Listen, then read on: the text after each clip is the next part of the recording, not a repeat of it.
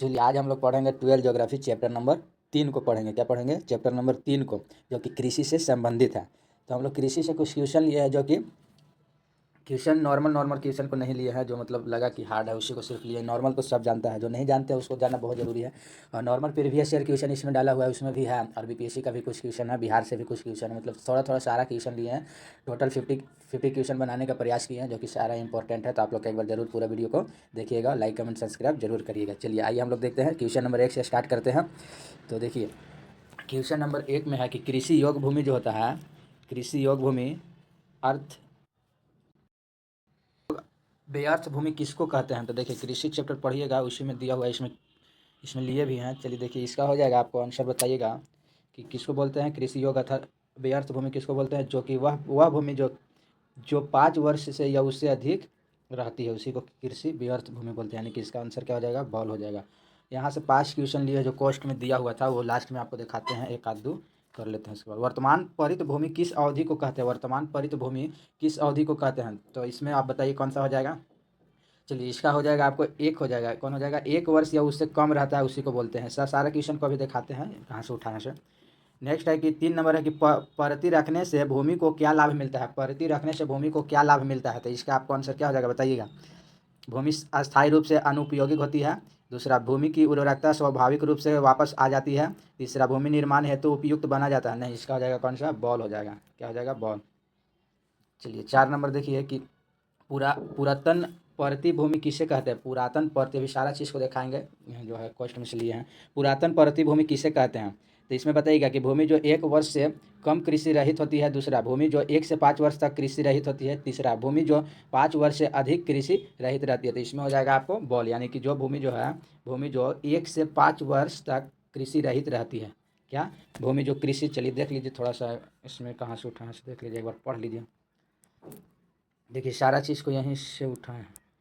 देखिए पहला क्वेश्चन यहीं से था कि कृषि योग्य भूमि, कृषि योग्य व्यर्थ भूमि यानी कि उसको क्या कहते हैं? तो वह भूमि जो पिछले 5 वर्ष तक या अधिक समय तक परत या कृषि रहित है, इस वर्ग से सम्मिलित की जाती है। भूमि उदार तकनीकी उदार इसे सुधार कर कृषि योग्य बनाया जाता है। ये सारा क्वेश्चन यहाँ से लिया गया। जैसे वर्तमान परत भूमि किसको कहते हैं? देखिए अभी पढ़ रहे थे पुरातन धरती भूमि किसे कहते हैं? वह भूमि, यहाँ भी कृषि योग्य भूमि है जो कि 1 वर्ष से अधिक लेकिन 5 वर्ष से कम समय तक कृषि रहित रहती है। देखिए यही क्वेश्चन उठाए हैं जो कि आप देख पा रहे हैं। फिर है नेवल बोया क्षेत्र, वह भूमि जिस पर फसल उगाई व कटाई जाती है, वह नेवल बोया क्षेत्र कहलाता है। इसी को कहते हैं। ठीक है, ये भी क्वेश्चन लिए हैं। तो चलिए आइए हम लोग क्वेश्चन पर आते हैं, आप लोग पढ़ लीजिएगा।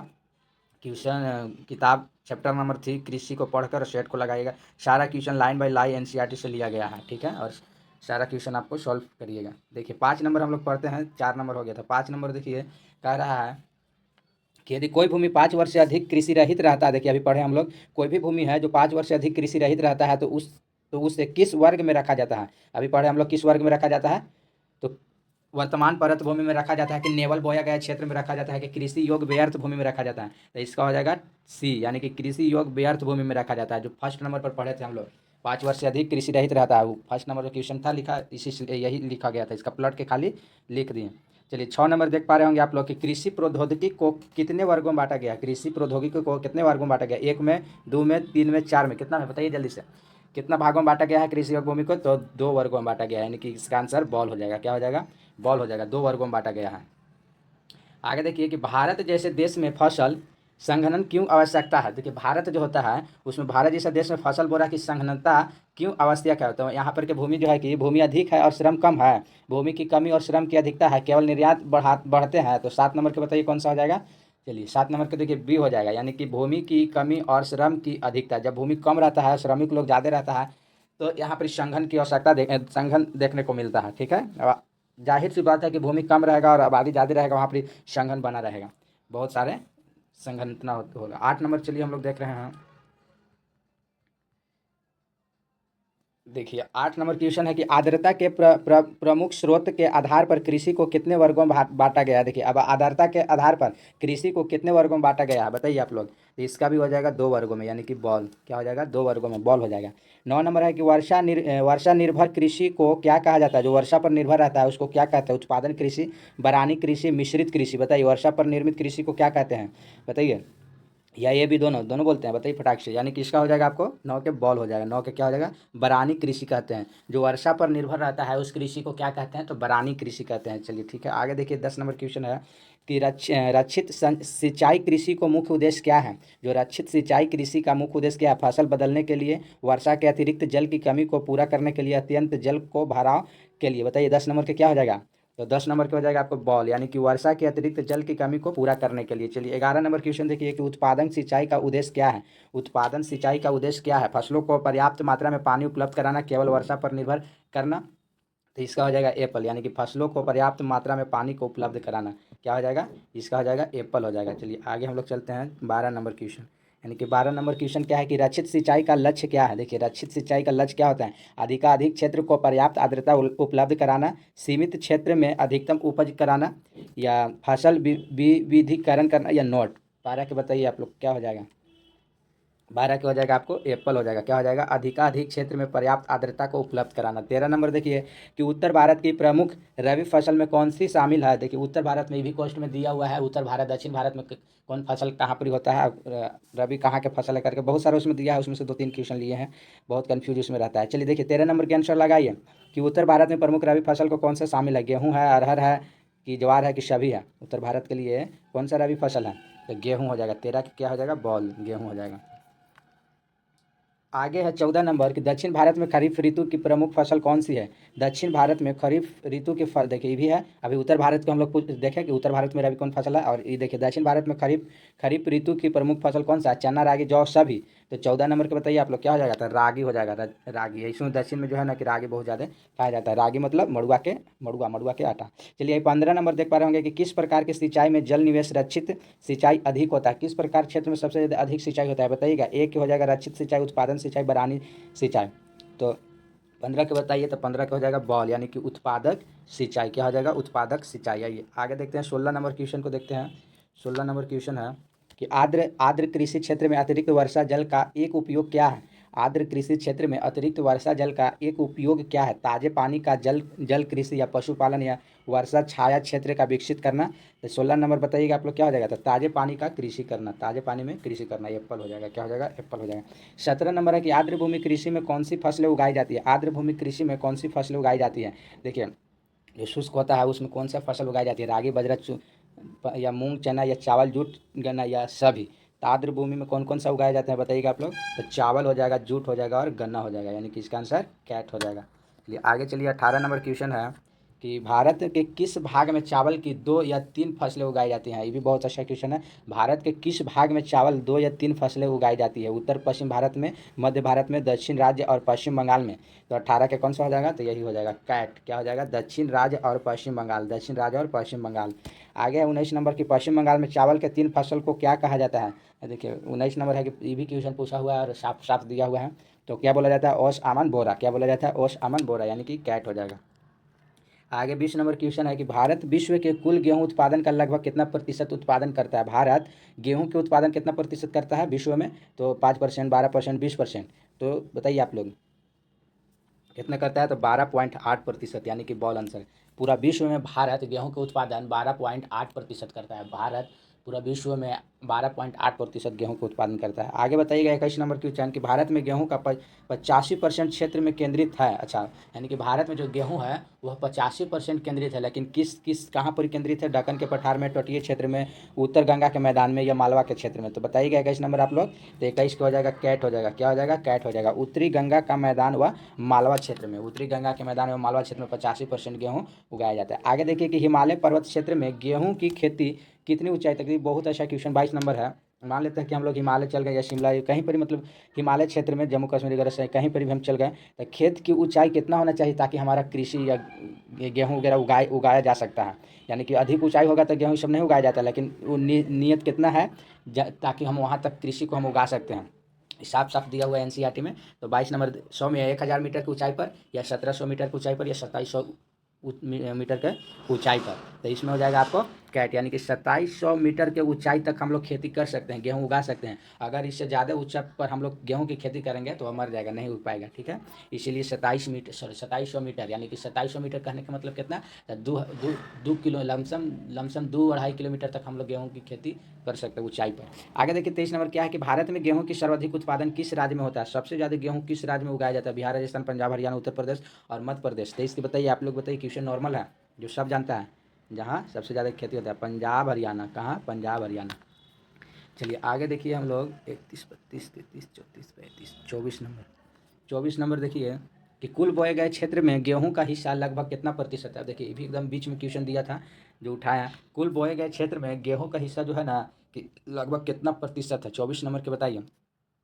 14% है गेहूं का हिस्सा। कितना, जितना भी बोया जाता है हम खाली गेहूं का कितना प्रतिशत हिस्सा है, तो 14%। ये सब बहुत इंपॉर्टेंट क्वेश्चन है जो कि डाटा से है सारा। 11, 12, 9, 10 के लिए बहुत इंपॉर्टेंट क्वेश्चन है जो कि डाटा इसमें लिए हैं, और डाटा सारा चीज़ डाटा बुक एनसीईआरटी में से लिए हैं।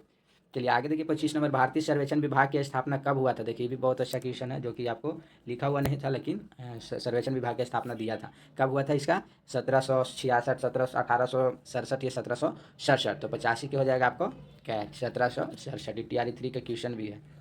आगे देखिए 26 नंबर क्वेश्चन है कि भारत में कुल बोए गए क्षेत्र के लगभग कितना प्रतिशत भाग पर अनाज बोया जाता है। देखिए गेहूं आया था 14% कुल भो अथी पर, और ये देखिए अगर पूरा में पूछ देगा कि अनाज कितना प्रतिशत बोया जाता है, 54 या 64 या 74, ये भी क्वेश्चन दिया गया है। तो इसका बताइए आंसर कौन हो जाएगा, तो 54% हो जाएगा। यानी कि अनाज भारत में कितना प्रतिशत पर बोया जाता है, तो 54% पर बोया जाता है, ठीक है। भारत विश्व का कितना प्रतिशत चावल उत्पादन करता है। देखिए विश्व का 14% करता था गेहूँ, लेकिन चावल अगर पूछ देगा कि विश्व का कितना प्रतिशत भारत उपयोग करता है, तो कितना प्रतिशत करता है बताइए।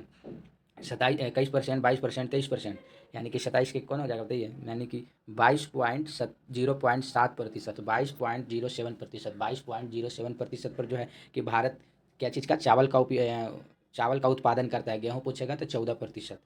आगे चलिए आगे, भारत में विश्व में कितना प्रतिशत के गेहूँ, अच्छा सॉरी वो बोया गया क्षेत्र था, ये पूछ रहा है। चावल हो गया कितना, 22.07%, लेकिन गेहूँ पूछेगा तो गेहूँ कितना हो जाएगा आपका बताइए, 12.8% या 21.7 या 18, तब 12.8%, जो कि पहला क्वेश्चन हम लोग पढ़े थे। गेहूं कितना भारत उपयोग करता है, तो 12.8%। और चावल पूछेगा तो कितना करता है, तो चावल 22.7%। इसीलिए चावल अग्रणीय है, गेहूं द्वितीय है।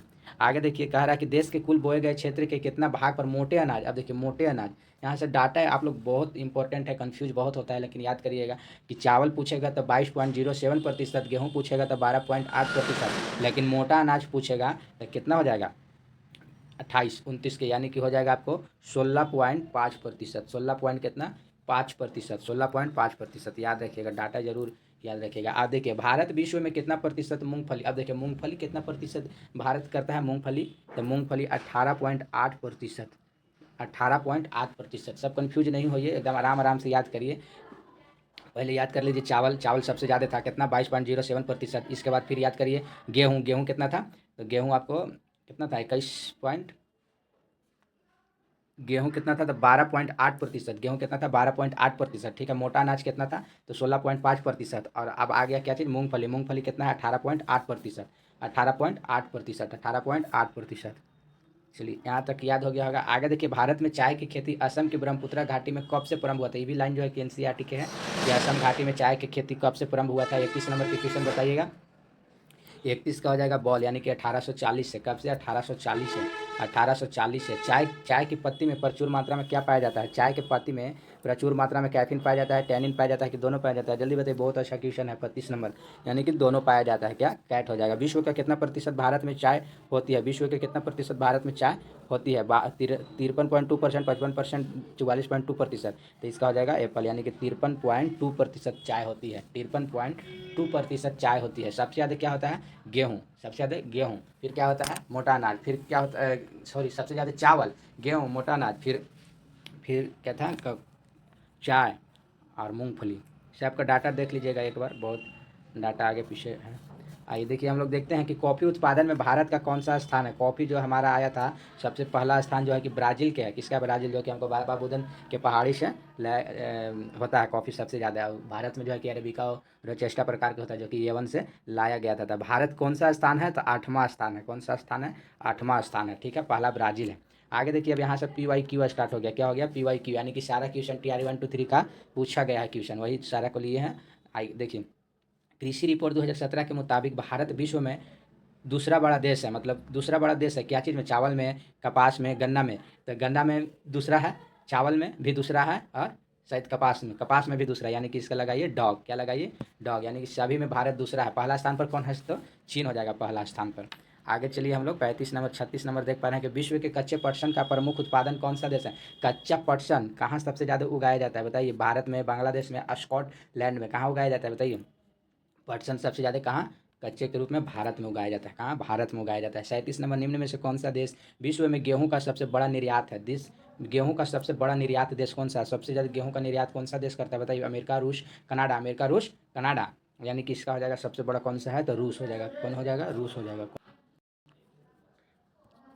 चलिए आगे देखिए, रूस हो गया। 38 नंबर के क्या है कि विश्व में भूमि के कितने भाग पर खेती की जाती है, यानी कि विश्व में कितना भाग पर भूमि पर खेती किया जाता है। 28, 23, 10, 20%, बताइए फटाक से बताइए, आप लोग क्वेश्चन को जवाब दीजिए कितना पर, तो 10% पर। ये देखिए पूछा गया है क्वेश्चन TRE 1 में।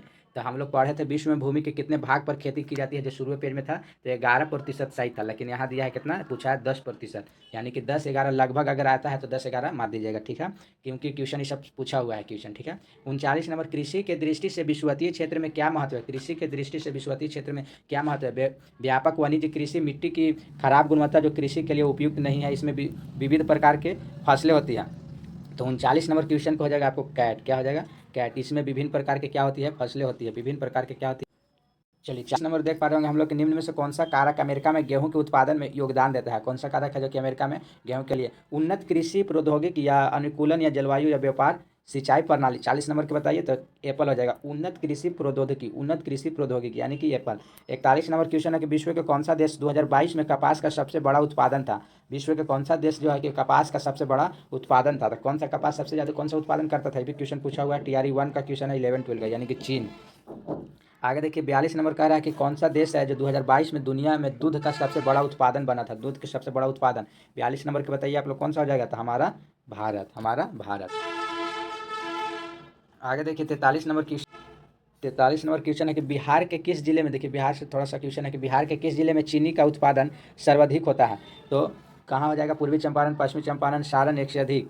बताइए 43 नंबर के कौन सा हो जाएगा आपको, तो पश्चिमी चंपारण हो जाएगा। कौन सा हो जाएगा, पश्चिमी चंपारण हो जाएगा, यानी कि बॉल हो जाएगा। आगे चलिए हम लोग 44 नंबर के बिहार का प्रमुख गन्ना उत्पादन जिला कौन सा है। गन्ना सबसे ज़्यादा कहाँ उगता है, सारण में, दरभंगा में, पश्चिम चंपारण में। तो 44 का बताइएगा, ये भी जो है कि पश्चिमी चंपारण में सबसे ज़्यादा गन्ना होता है, कहाँ होता है, पश्चिम चंपारण में होता है। कहाँ, पश्चिम चंपारण में। आगे है देखिए 45 नंबर क्वेश्चन है कि बिहार के किस जिले में मक्का का उत्पादन सर्वाधिक होता है। मक्का का उत्पादन बताइए, सबसे ज़्यादा मक्का कहाँ होता है, सारण, सिवान, मुजफ्फरपुर। बताइए 45 नंबर के क्वेश्चन, यानी कि कहाँ हो जाएगा, मुजफ्फरपुर। TRE 1 to 5 का क्वेश्चन है, जो कि TRE 2 का क्वेश्चन है, 1 to 5 में पूछा था इसको। आगे देखिए 46 नंबर क्वेश्चन है कि वह भूमि जो 5 से अधिक कृषि वर्षों के लिए बिना खेती के छोड़ दी जाती है उसको क्या कहते हैं। देखिए हम लोग पढ़े थे और ये क्वेश्चन पूछ दिया कौन, 46 नंबर TRE 3 में पूछा है, 11 12 में क्वेश्चन। तो कृषि योग बंजर भूमि कहते हैं, चराई कहते हैं, बंजर योग भूमि कहते हैं, कि सभी कहते हैं। तो 46 को हो जाएगा कृषि योग बंजर भूमि कहते हैं, क्या बोलते हैं, कृषि योग बंजर भूमि। 47 नंबर, भारत विश्व का कितना प्रतिशत कॉफी का उत्पादन। देखिए क्वेश्चन हम लोग मूंगफली पढ़े, अब मूंगफली के बारे में पढ़े, कॉफ़ी के बारे में पढ़े थे, फिर ये चाय गेहूं के बारे में पढ़े, चावल के बारे में पढ़े। तो देखिए यहाँ पूछ दिया है कि कॉफ़ी उत्पादन कितना प्रतिशत करता है, कॉफ़ी कितना प्रतिशत करता है, कॉफ़ी कितना प्रतिशत करता है। तो देख पा रहे होंगे आप लोग कितना है, 31.7 सॉरी 3.17%, 3.17%, 3.17%। आगे देखिए कि 48 नंबर क्वेश्चन है, निम्न में से कौन सा संचित क्षेत्र में भूमि निम्नीकरण के मुख्य प्रकार है। अम्लीका अपरदन, मृदा लवण और वायु अपरदन। 48 नंबर के बताइएगा कौन सा हो जाएगा, तो मृदा लवण हो जाएगा, बॉल, यानी कि मृदा लवण। 49 नंबर देखिए कि निम्न में से कौन सा देश में गेहूं व चावल की अधिक उत्पादन की किस्म विकसित की गई है। कहाँ सबसे अधिक चावल और गेहूं का किस्म अधिक विकसित किया गया है। तो जापान में किया गया है, कि मैक्सिको और फिलीपींस में किया गया, कि मैक्सिको और सिंगापुर में किया गया। कहाँ किया गया है, मैक्सिको और फिलीपींस में किया गया है, यानी कि बॉल। देखिए एक 50 नंबर क्वेश्चन जो कि आप लोग के लिए छोड़ रहे हैं, बहुत अच्छा क्वेश्चन है, इसको कमेंट में आप लोग जरूर बताइएगा। और यह NCERT बीच से लिया गया है, जो कि लाइन में लाइन दिया हुआ उसमें से लिया गया है। तो आप लोग जरूर इस क्वेश्चन को कमेंट में जवाब दीजिएगा कि कौन सा हो जाएगा। अमेरिका के उत्तर पश्चिम भाग में कपास की खेती होता है, उसको क्या बोलते हैं, कर्मा, नरमा, कपास। आप लोग कमेंट में जरूर इसको आंसर दीजिएगा, जिनका कमेंट आएगा उनका रिप्लाई जरूर देंगे। चलिए आगे देखिए हम लोग, देखिए यही सबसे उठाए थे देखिए भारतीय सर्वेक्षण विभाग से थोड़ा सा देख लीजिए, फिर यहाँ से उठाए थे क्वेश्चन, बंजर भूमि वाला उठाए थे, फिर गैर कृषि से है, स्थायी चरागाह से है, फिर कृषि योग्य भूमि से है, वर्तमान परत भूमि है, ये सबसे उठाए थे, यही सबसे क्वेश्चन उठाया गया था। आई होप कि आप लोग को ऐसा लगा होगा। तो ठीक है, धन्यवाद। आप लोग सब्सक्राइब कर लीजिएगा, लाइक करिएगा और कमेंट जरूर कीजिएगा। नेक्स्ट वीडियो के लिए कमेंट जरूर कीजिएगा। धन्यवाद।